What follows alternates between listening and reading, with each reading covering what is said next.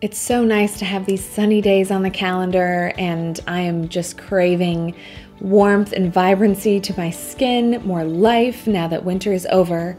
So in this video, I'm showing how to layer blush, bronzer, and highlighter together for a dimensional, glowy look that looks really natural.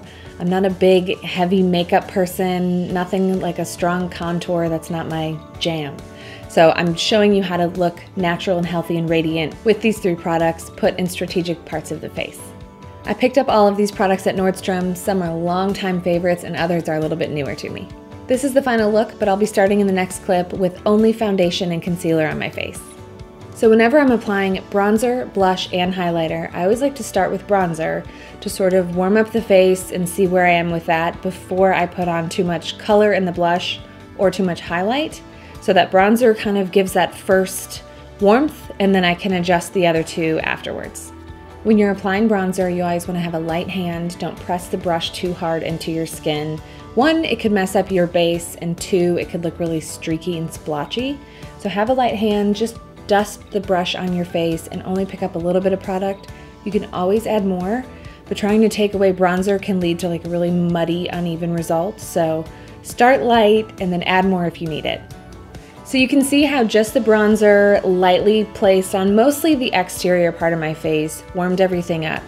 So now I can add a little bit of blush. Always concentrate that in the middle of your cheeks, and you can add more as well. I always like to start lighter, but that I'll start in the apples of my cheeks, and then the highlight will kind of rest on top of my cheekbones. But seeing the warmth first helps me determine where to put the color, so I'm not putting too much color and warmth on top of each other.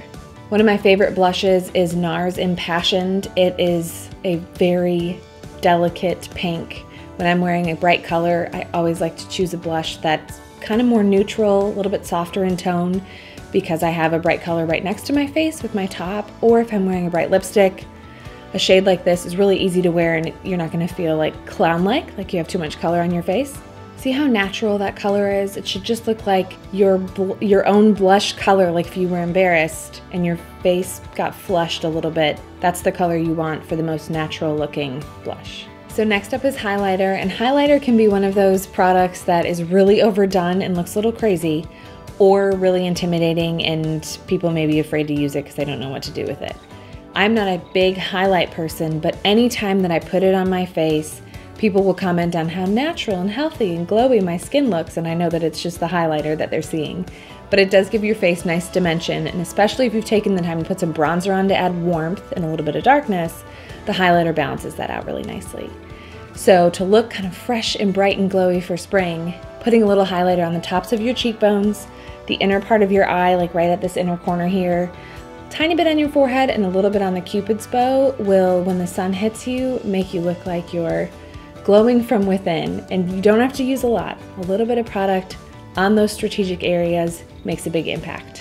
One of the easiest to wear lip colors is Charlotte Tilbury's lip liner in Pillow Talk. So this is just liner. I'll line my lips, fill it in, and then finish with a little bit of gloss just for extra hydration, because lip liner can feel a little dry. After you've added a bunch of extra powders to your skin, so we've done bronzer, blush, highlight, it's helpful to use a setting spray to kind of settle the powders into the skin, make sure it all blends nicely. And MAC's Prep and Prime Fix Plus is my favorite, really lightweight setting spray. Plus this one smells like coconut, so it smells like summer in a bottle. So this is the final look. A little bit of bronzer for warmth that we started with. The blush contributed some color to my cheeks. And the blush could be optional as well. If you want to go a little heavier on the bronzer, you can certainly do that and just skip blush altogether, especially if you're wearing a brighter lipstick. And then that highlighter just makes the skin look really healthy and glowing, even if it may not be.